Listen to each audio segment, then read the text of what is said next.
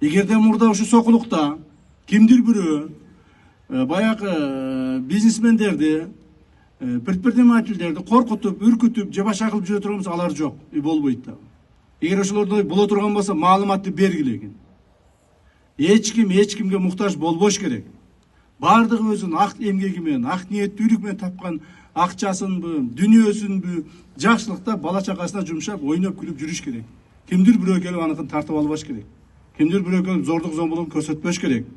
Бардыгы мыйзам чегинде гана каралыш керек. Мына биз ушуга жетиштик. Бул биринчиси. Экинчиси, мамлекетибиздеги уюшкан кылмыштуулукка эле тете болгон жана керек болсо андан дагы коркунучтуу болгон коррупциялык элементтер. Мына эгерде ушул жерге стадионго деп акча бөлүнө турган болсо, 100 миллион. Ошонун жарымы таланып жок болмок.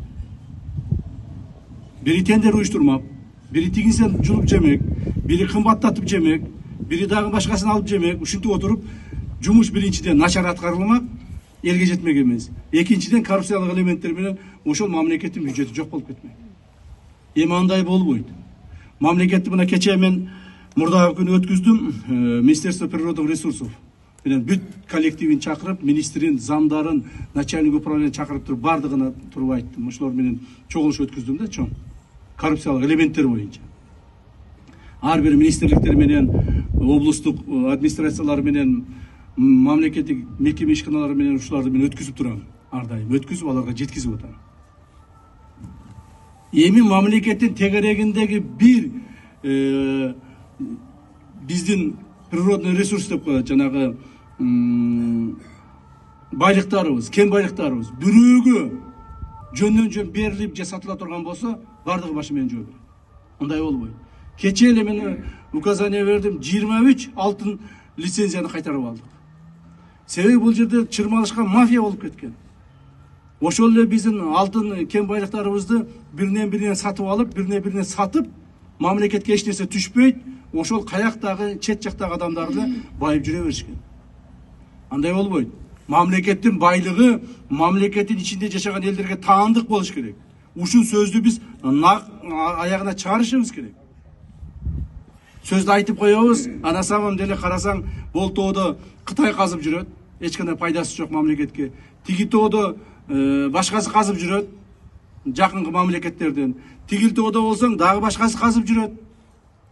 Эмне болду? Лицензиям бар. А лицензиянын эмне пайдасы бар мамлекетке? Пайдасы жок. Мамлекеттен алганы болгону мүмкүн бир нече ондогон миң сомдорго алган, а сатканда бир нече ондогон миллион долларга сатып атат. Мына ушул нерселердин бардыгын биз азыр контролго алдык. Мамлекетибиздеги бүгүнкү күндө чыгарылып аткан алтындардын 1 килограммы дагы биздин рухсатсыз эч жака чыкпайт. А мурда кандай болчу эле? Мурда айына бир жолу самолет келип, ушул аэропорт Манастан алтындар жүктөп алып чыгып кетчү эле. Андай жок азыр. Андай жок. Ошондуктан бюджетибиз көтөрүлдү. Ошондуктан мүмкүнчүлүгүбүз ачылды. Коррупция менен күрөш боюнча мен аягына чыктык деп айта албаймын. Себеби бул нерсе өтө эле чоң болуп кеткен, көлөмү өтө чоң болуп кеткен, жана мунун аягына чыгыш кыйын болуп атат.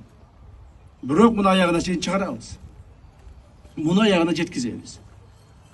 Так, ким коррупция менен мындан аралашкан болсо, мамлекеттин бюджетине кол салам дей турган болсо, мамлекеттин байлыгына, элдин жерини талап тонойм дей турган болсо, татыктуу жазасы мыйзам чегинде алат. Жаза албай калган эч ким болбойт. Мына ушуну биз айтышыбыз керек.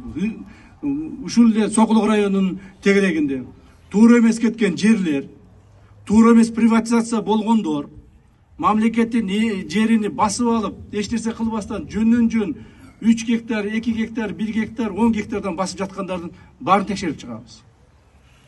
Баарын текшерип чыгабыз, мамлекетке кайтарабыз. Кайтарып элдин мамлекетти күчтүү мамлекет кылып жасайбыз. Ошо ойдан калтырып кое турган болсок, мүмкүн бир адам 5 гектарды ээлеп алды. Ошол эле мезгилде башка адамдар 4 сотук жерге жетпей жүрүшөт.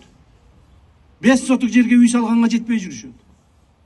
Мен бир мисал айтайын, Жалал Абадка барып, мамлекеттин башчысы, президентибиз акча бөлүп берип, таап, ипотекага үй салгыла, жөнөкөй адамдарга үй салып берейли. жөнөкөй адамдар да үйлүү болсун деген ушундай чоң бир максатты коюп жөнөттү эле. Мен өзүм барып мэрди чакырып, үй салганына келдик биз. Бизге жер бергиле, мына мамлекет акча берди деп барсак, жер жок дейт. Кандай жер жок? Жер жок дейт, эч нерсе жок бизде дейт. Бардыгын талап тоноо алып кетишкен. Аны акырын карай баштадык. Бүгүнкү күндө 20 гектардан ашык жер таптык шаардын ичинде. 3 гектар, 5 гектар, 1,5 гектар, 4 гектар кылып ээлеп алышкан. Так. Ошонун сыңарындай биз элди ойлобостон эле ошол жеке капчыкты, жеке өзүбүздүн байыганыбызды, жеке адамдардын жакшы жашоосун ойлоп жүрүп эле мамлекетти ойлобой калганбыз да. Эми андай болбойт. Кудай кааласа, Кудайым буйрса, тынччылык болуп турса, мамлекетибиз жакын күндөрү ушул башка мамлекеттер менен тең тайлашып калат. Билесиздер, акыркы маалдарда биздин мамлекетибиз ушул башка жакта айтпайын, жеке жаныбыздагы эле мамлекеттерден, Орто Азиядагы мамлекеттердин эң артында калып кеттик. Уялбай айтышыбыз керек. Бюджетибиз тарабынан дагы, саясий жагынан дагы, уюштуруу жагынан дагы эң артта калып кеттик. Андай болбойт. Кудай буйрса, биз ал маселелерди чечебиз. Мамлекетибиз алдыңкы мамлекеттердин катарына кошулат. Бүгүнкү күндөгү экономикалык өсүү темпи боюнча, экономиканын өсүп, бюджеттин көтөрүлүү темпи боюнча биздин мамлекетибиз СНГдагы мамлекеттердин эң алдыңкы орунда турат. Эң алдыңкы орунда 8,8% менен 6 айлыкты жаптык. То есть экономиканын өсүүсү боюнча. Биздин алдыбызда бир дагы мамлекет жок. Бардыгы артыбызда эң эле бизге жакыны 6% тегерегинде экономикасын өстүрүштү. Мына ушинтип тура турган болсо, Кудай кааласа, эми мамлекетибиз бутуна турат. Ушул нерселерди сиздер дагы билишиңиздер керек. Мына жөнөкөй адамдар билиш керек. Ушунун бардыгы кимдер үчүн жасалып атат? Чиновниктер үчүн жасалган жок. Мамлекетте чоң кызмат иштегендер үчүн жасалган жок. Силер үчүн, жөнөкөй адамдар үчүн жасалып атат.